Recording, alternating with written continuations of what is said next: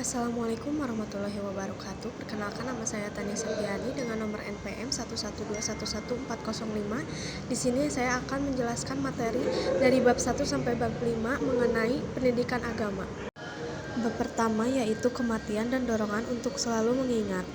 Manusia pada dasarnya terbagi ke dalam 3 golongan. Ada golongan yang tenggelam dalam urusan duniawi, ada yang bertaubat, ada yang telah mencapai tingkatnya arafin.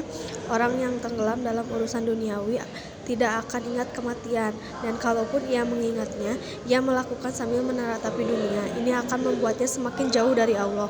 Yang kedua, orang yang bertaubat itu akan memperbanyak mengingat mati, sehingga bangkit di hatinya rasa takut dan getar. Dan ini makin menyempurnakan tobatnya. Boleh jadi ia merasa takut pada datangnya kematian, tapi itu tidak lebih didorong oleh rasa takut bahwa kematian itu akan datang. Dikala tobatnya ia rasakan belum sempurna dan bakalnya untuk kejadian akhirat belum cukup, rasa takut mati orang seperti ini masih bisa dimaklumi, dan ia tidak termasuk ke dalam golongan orang-orang yang disebutkan dalam sabda Rasulullah. Yang ketiga, orang yang arif senantiasa mengingat kematian, karena baginya kematian adalah saat bertemu dengan sang kekasih, dan seseorang yang tengah mabuk cinta takkan pernah lupa janji bertemu dengannya. Orang seperti itu biasanya merasakan datangnya kematian begitu lambat, dan ia sangat gembira saat kematian itu datang, sebab dengan begitu ia bisa meningkatkan duniawi tingkat orang-orang yang durhaka untuk kemudian berada di akhirat. Tuhan semesta alam ini seperti yang diriwayatkan tentang hadis Zifar. Keutamaan mengingat kematian dalam semua keadaan. Jadi cara yang benar dalam mengingat kematian ialah seorang yang harus mengosongkan hatinya dari segala sesuatu, sehingga ia ingat hanyalah kematian yang berada di depan mata. Abu Dahda radhiyallahu anhu mengatakan, jika kamu ingat kematian, anggaplah dirimu seperti salah seorang mereka. Lalu bab kedua yaitu tahrib Ramadan. Secara etimotis bahasa, kata tertib berasal dari fiil rohaha yang robu yang berarti luas, lapang dan lebar, dan selanjutnya menjadi fiil rahaba yang mengandung arti menyambut, menerima dengan penuh kelapangan, kelebaran, dan keterbukaan hati. Hukum saum Ramadan. Yang pertama, sahur Ramadan itu wajib bagi setiap muslim yang balik atau dewasa, berakal dan keadaan sehat, dan dalam keadaan mukmin. Yang kedua, yang menunjukkan bahwa puasa Ramadan itu wajib adalah dalil Al-Quran, As-Sunnah, bukan hukum saum Ramadan dalam Al-Quran. Wahai orang-orang yang beriman, diwajibkannya bagi kamu berpuasa berbagai kewajiban atas orang-orang sebelum kamu agar kamu berpuasa. Yang selanjutnya adalah rukun saum. Yang pertama itu niat. Niat berpuasa harus ada untuk membedakan dengan menahan lapar lainnya, juga untuk membedakan puasa fardu dan wajib. Yang kedua itu imsak, menahan diri dari melakukan berbagai pembatalan puasa, dan makan minumlah hingga terang bagimu benang putih dari benang hitam yaitu fajar, kemudian sempurnakanlah puasa itu sampai datang malam. Selanjutnya yaitu bab 3, dalil-dalil tentang kematian. Ayat Al-Quran tentang kematian tidak bisa ditunda. Artinya tiap-tiap umat mempunyai batas waktu, maka apabila telah datang waktunya mereka tidak dapat mengundurkannya barang sesaat pun, dan tidak dapat pula memajukannya.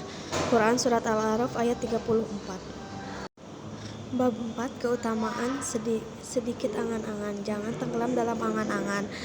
Diriwayatkan oleh Ari karamallahu wajhu, sesungguhnya Nabi Shallallahu alaihi wasallam, ada 2 hal yang paling aku takuti menimpa kalian, yaitu menurut nafsu dan banyak angan-angan. Sejatinya nafsu itu dapat menghalangi kebenaran, dan banyak angan-angan itu sama dengan mencintai dunia. Faktor yang menimbulkan banyak angan-angan dan cara mengatasinya. Yang pertama itu cinta dunia. Seseorang yang sudah begitu mencintai dunia, berikut dengan segala kesenangan, kenikmatan, dan pesona-pesonanya, hati pasti merasa berat jika sampai harus berpisah, meninggalkan akibatnya ia enggak memikirkan tentang kematian yang menyebabkan terjadinya perpisahan tersebut. Siapapun yang membenci sesuatu, ia pasti akan berusaha menolak sesuatu itu dari dirinya. Yang kedua, kebodohan. Orang seperti ini sudah berkali-kali dan terbiasa menyaksikan kematian orang lain, namun ia sendiri tidak menyadari akan kematian dirinya sendiri.